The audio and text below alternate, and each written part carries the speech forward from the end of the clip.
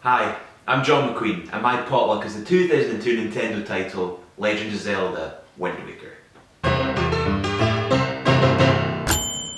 Originally released in 2002 for the GameCube, and later re-released in HD for the Wii U in 2013, Wind Waker is the 10th game in the Zelda series and follows the story of Link, a 16-year-old boy and the player character, who sets off to the Great Sea with a group of pirates after his sister was captured by Ganondorf, whose objective is to capture the titular princess.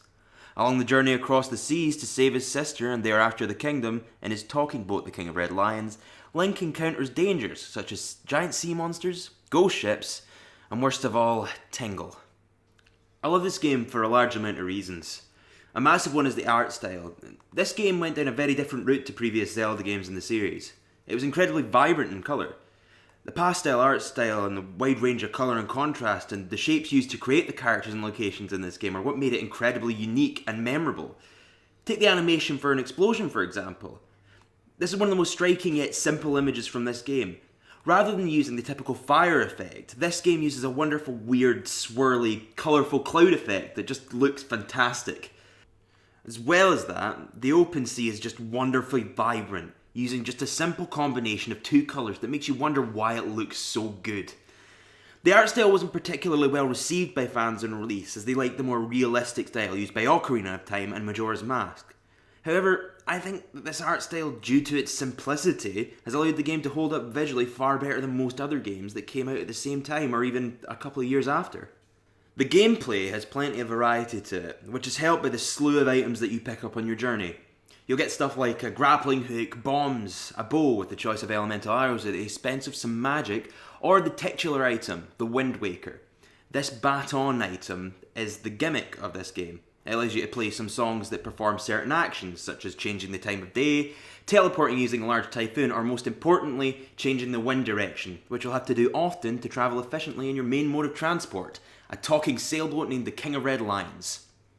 The dungeons, a mainstay of the Zelda games, are fantastically inventive and have a great way of teaching you how to play and use the items you picked up as you play the game. It does this through visual clues such as cracked walls for bombs, poles for the grappling hooks can attach to, and targets for the bow to strike, although you are still rewarded for exploring and using items in less obvious ways to gather hidden treasures. Last but not least, the music.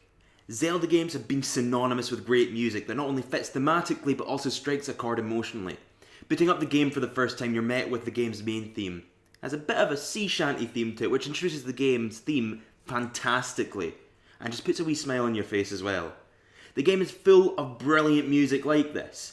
When you're out sailing on the Great Sea, you get a swelling soundtrack that just fills you with a sense of adventure and feels as grand as the sea itself. Or Dragon Roost Island, one of the game's most beloved locations and songs, that has a great flamenco theme to it that's just so upbeat and cheery. I absolutely love it. Regardless of what anyone says, I think Wind Waker is one of the best games in the Zelda series to date, even through its entire 32-year run. It would be well worth picking up if you have a GameCube or you're one of those weird random people who actually bought a Wii U. We can only pray for a Switch re-release, but if that does happen, well, we can just say we won't see me for a few days. Brilliant. Love it. Yes. Prime. Excellent.